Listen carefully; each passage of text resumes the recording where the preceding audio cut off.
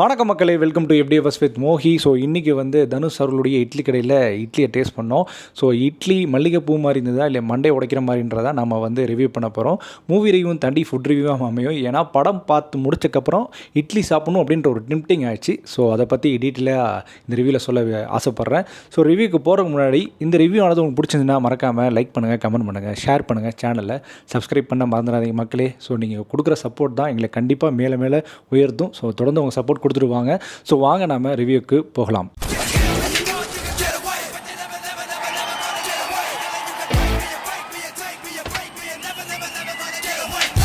இட்லி கடை இந்த படத்தினுடைய கதையை பொறுத்த வரைக்கும் தேனி மாவட்டத்தில் இருக்கிற ஒரு சின்ன கிராமத்தில் சிவனேசன் இட்லி கடை அப்படின்ற ஒரு கடை பயங்கரமான ஃபேமஸ். அதுக்கான காரணம் ராஜ்கிரண் அவருடைய கைவண்ணம். அவர் மாவு அரைச்சி காலங்காத்தால் 3:30-4 மணிக்கு கொண்டு வராப்பில் அதில் ஒருத்தர் வேலைகளுக்கு போகிற சாப்பிட்டா தான் திருப்தியாக இங்கே ஸோ அந்தளவுக்கு ஊர் ஃபேமஸான ஒரு இட்லி கடை.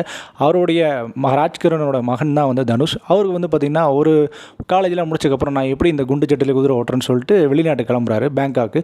அங்கே ஒரு பெரிய முதலாளி தான் பார்த்திங்கன்னா சத்யராஜ். அவருடைய மகன் பார்த்திங்கன்னா அருண் விஜய் அவர்கள்.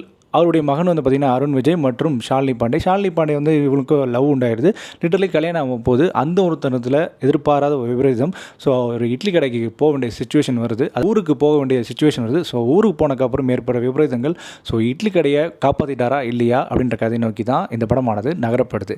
ஸோ இந்த படத்தினுடைய பாசிட்டிவ் நெகட்டிவ் பற்றி பேசும். இந்த படத்தினுடைய பாசிட்டிவ் கண்டிப்பாக டைரக்ஷனை பற்றி சொல்லியே ஆகணும். இதுக்கு முன்னாடி தனுஷ் படங்களை விட இந்த படம் கொஞ்சம் தனித்து நிற்கிறதுக்கான காரணம் இந்த படம் நம்மளை ஒரு வில்லேஜுக்குள்ளே ட்ராவல் பண்ண கொண்டு போயிடுச்சு. மிக முக்கியமாக பார்த்திங்கன்னா ஃபர்ஸ்ட் ஆஃப் ஃபுல்லாகவே நம்ம ஒரு வில்லேஜ்குள்ளே வாழ்கிறோம் அப்படின்ற மாதிரி ஃபீல் கொடுத்துருந்தாங்க. அந்த அளவுக்கு இந்த படத்தில் நல்ல ரிட்டன் எழுதப்பட்டிருந்து. அதுவும் வில்லேஜ், அப்புறம் நம்ம குலசாமி, அப்புறம் மாடு, கண்ணுக்குட்டி, அப்புறம் வயல்வெளி, சின்ன இட்லி கடை, அப்புறம் பக்கத்து கடை, இது மாதிரி எல்லாத்தையும் டீட்டெயிலிங்காக காட்டின விஷயம். ஒரு கிராமத்தில் நாம் ஒரு 2 நாள் 3 நாள் இருந்தால் என்ன ஒரு ஃபீல் இருக்குமோ, நம்ம பொதுவாக திருவிழா அப்போ மட்டும் தான் போய்ட்டு வரோம் இல்லையா, அப்போ என்ன ஒரு ஃபீல் இருந்ததுமோ அந்த மாதிரி இந்த படம் ஃபுல்லாக அந்த ஃபீல் கொடுத்தாங்க. அதுக்கே கண்டிப்பாக தனுஷ் அவர்களை பாராட்டும். முக்கியமாக செகண்ட் ஹாஃப்லையும் சில சொல்லப்பட்ட கருத்துக்கள் ரீதியாகவும் சரி, மிக முக்கியமாக வாழ்வியல் ரீதியாகவும் சரி, அது எல்லாமே இந்த படத்துக்கு அக்செப்டபுளாக இருந்தது. அது எல்லாருக்கான வாழ்க்கையிலும் அப்ளிகபிளாக இருந்து கூட சொல்லலாம். அண்ட் இந்த படத்தினுடைய ஜிகே பிரசன்னா அவருடைய எடிட்டிங் கட் ரொம்பவே நல்லா இருந்தது. அண்ட் மோர் ஓவர் பார்த்திங்கன்னா கௌஷிக் அவர்களுடைய சினிமாட்டோகிராஃபி இந்த படத்துடைய அந்த நேச்சுரல் வேயை காட்டின விதமாக இருக்கட்டும், அதுமாதிரி பேங்காவோட ஹைடெக் விஷயத்தை காட்டின விதமாக இருக்கட்டும், படத்தில் ரொம்ப சிறப்பாகவே அமைஞ்சிருக்குன்னு தான் சொல்லி ஆகணும். அண்ட் இந்த படம் சொல்லக்கூடிய கருத்து அப்படிலாம் எதுவும் இல்லை. படம் ரொம்ப சிம்பிளாக, ரொம்ப நீட்டாக, அதாவது இப்போ நாம் இருக்கிற அந்த ஹரிபரியான வாழ்வியலில் இந்த மாதிரியான இயற்கையோடு ஒன்றி வாழும்போது இருக்கிற அந்த சுகம் இருக்கு இல்லையா, அதை பற்றி தான் எக்ஸ்பிளைன் பண்ணுது.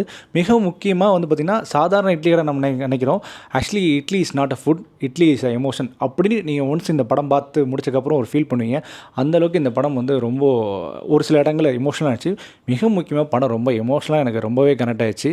அண்ட் ஃபர்ஸ்ட் ஹாஃபில் இருக்கிற எமோஷன் சீக்வன்ஸ்லாம் ஒரு கட்டத்தில் எல்லாருக்கும் ஒரு சில சீக்வன்ஸில் கண்ணீர் பொங்க அழுக வந்துடும். அண்ட் இந்த படத்தில் இந்த செகண்ட் ஹாஃப் பார்த்திங்கன்னா ஒரு மாதிரியான, அதாவது ரொம்பவும் தேம்பி அழுக விடாமல், ரொம்பவும் கீழே இறங்காமல் அந்த மீட்டர்லேயே மெயின்டைன் பண்ணியிருந்தாங்க. அதுவும் ரொம்ப பாராட்டுக்குரியது. இந்த படத்தினுடைய மெயின் அங்கம் அப்படின்னு பார்த்தீங்கன்னா கண்டிப்பாக ஜிவி பிரகாஷ் தான். ஜிவி பிரகாஷோட மியூசிக் இந்த படம் ஃபுல்லாகவே நிரம்பி வழியுது. ரொம்ப முக்கியமாக எமோஷனல் சீக்வன்ஸில் அவர் போடுற பிஜிஎம் ஒர்க் அவுட்டாக இருக்கட்டும், பாடல்களாக இருக்கட்டும், அட் த சேம் டைம் பார்த்திங்கன்னா நம்மளை கண்டிப்பாகவே ஒரு வகையில் ஒரு மாதிரி உண்டு பண்ணிடுவார். ஸோ அவருடைய மியூசிக் இந்த படத்துக்கு ஒரு பெரிய பலமாக அமைஞ்சிருக்கு. கண்டிப்பாகவே பாராட்டக்கூடிய லெவலில் ஒரு நல்ல ஒரு மியூசிக் கொடுத்துருக்காருன்னு தான் சொல்லி ஆகணும். ஆஃப்டர் தட் பார்த்திங்கன்னா அந்த படத்தில் நடிக்கப்பட்ட தனுஷ் எப்பயும் போல தான். அவர் முன்னே நடிக்க சொல்லியாக தரணும், ரொம்ப கேஷுவலாக, ரொம்ப ஈஸியாக அப்படியே அந்த ரோலுக்கு ஆப்டாக இருந்தார். பணக்காரர் மாதிரியும் இருக்கார், அட் சேம் டைம் பார்த்திங்கன்னா அப்படியே அந்த ஊர்காரம் மாதிரி இருக்கார். ஸோ அவரோட லுக் வைஸாகவும் சரி, நடிப்பு ரீதியாகவும் சரி கலக்கிட்டார். அப்புறம் நித்யா மேனன் ரொம்ப ஸ்ட்ராங்காக எழுதப்பட்டிருக்கு. முக்கியமாக இவங்க 2 பேரோட பேரப்பே ரொம்ப சூப்பராக இருந்தது ஆஃப்டர் திருச்சிற்றம்பலக்கு அப்புறம். அண்ட் இதை தாண்டி பார்த்திங்கன்னா அருண் விஜய் இந்த படத்தில் நல்ல ஒரு வில்லனிசம் காட்டியிருக்காரு. கண்டிப்பாக அவர் பார்க்கும்போது ஒரு கட்டத்தில் நமக்கு இரிட்டேட் ஆகும். பட் இது ஒரு யூஸ்வலான வில்லன் ரோல் தான். பட் அது இவர் நல்லாவே நேர்த்தி அடுத்து நடிச்சிருக்காரு அப்படின்னு தான் சொல்லி ஆகணும். இதை தாண்டி பார்த்திங்கன்னா ராஜ்கிரண், அப்புறம் சத்யராஜ், அப்புறம் கீதா கைலாசம், இளவரசு, அப்புறம் சமுத்திரகனி, பார்த்திபன் ராதாகிருஷ்ணன், எல்லாருமே சரி கொடுக்கப்பட்ட விலையை ரொம்பவே நீட்டாக அந்த படத்துக்கு என்ன வேணுமோ அதை நல்லாவே பண்ணியிருந்தாங்க அப்படின்னு தான் சொல்லி ஆகணும். அதேமாதிரி ஷாலினி பாண்டே அவருடைய பர்ஃபார்மன்ஸ் சரி இந்த படத்தில் ரொம்பவே நீட்டாக இருந்தது. இந்த படத்துக்கான ஒரு நல்ல ஒரு அவுட்புட்டை தான் கொடுத்துருக்காங்க சொல்லி ஆகணும். அண்ட் இந்த படத்தில் பார்த்திங்கன்னா எமோஷனல் சீன்ஸ் எடுக்கப்பட்ட விதம் ஃபர்ஸ்ட் ஹாஃபில் பார்த்திங்கன்னா இளவரசன் அவருடைய வீட்டுக்கு போவார். வீட்டுக்கு போயிட்டு அப்பா என்னத்தை ஆளக்கானா எப்பயாச்சும் வராரு அப்படின்னு சொல்லுவாங்க. தன்னுடைய அம்மாவுக்கு 90 வயசான அம்மாவுக்கே இளவரசனை யாருன்னு தெரியல. அவங்க அப்பா பேர் சொல்லுவாங்க. அவன் பேர் சொல்லும்போது கூட அந்த பையன் வந்து பேர் சொல்லுவான். அப்போ கூட அவங்களுக்கு புரியல. இது என்ன வாழ்க்கை, நான் இத்தனை நாளாக என்ன ஓடிட்டுருக்கேன் அப்படின்ற மாதிரி அவர் ஃபீல் பண்ணுற சிச்சுவேஷனாக இருக்கட்டும். நித்யாமன் ஒரு கட்டத்தில் வந்து தனுஷ் மேலே பயங்கரமாக கோவமாயிட்டு ஒன்று பயங்கரமாக திட்டிட்டு சாப்பிட்டு விட்டு போ வயிறில் கொட்டிக்கு அப்படின்னு சொல்லுவாங்க. ஒரு கட்டத்தில் அவர் ஒரு பாசிட்டிவாக சொன்னதுக்கப்புறம் சாப்பிட்டு பொறுமையாக பக்குவமாக போங்க அப்படின்னு சொல்கிறதுமா இருக்கட்டும். இது மாதிரி எல்லா சீன்ஸுமே வந்து படத்தில் வந்து நிறைய சீன்ஸ் வந்து நல்லாவே ஒர்க் அவுட் ஆயிருக்குன்னு தான் சொல்லி ஆகணும். இந்த படத்தில் பெட்டர்மெண்ட்டாக வந்திருக்க வேண்டியது செகண்ட் ஹாஃப் சொல்லலாம். படம் ஃபுல்லாகவே ஒரு யூஸ்வலான சப்ஜெக்ட் தான், ரொம்ப சிம்பிளான சப்ஜெக்ட் தான். பட் ஃபஸ்ட் ஹாஃப் கொண்டு போன வேகமும் சுறுசுறுப்பும் செகண்ட் ஹாஃபில் கொஞ்சம் கம்மியாக வர மாதிரி இருக்குது. ஏன்னா கொஞ்சம் செக்மெண்ட் வரியாக போகிற மாதிரி இருந்தது. பட் இருந்தாலும் அது ரசிக்கக்கூடிய வகையில் தான் இருந்தது.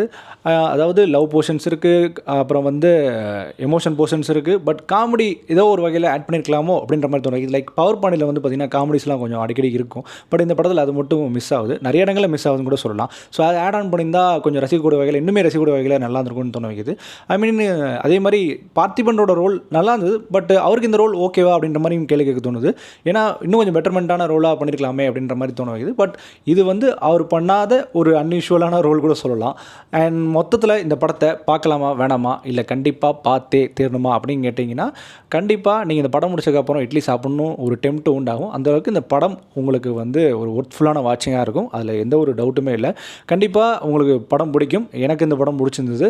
ஸோ இந்த படத்துக்கு நம்ம கொடுக்கக்கூடிய ரேட்டிங் என்ன அப்படின்னு கேட்டிங்கன்னா 5க்கு 3.4. ஸோ இந்த மாதிரியான மூவி ரிவ்யூஸ் அண்ட் ரெக்கமெண்டேஷன் நம்ம சேனல் தொடர்ந்து ஃபாலோ பண்ணி stay with me FT First with மோகி.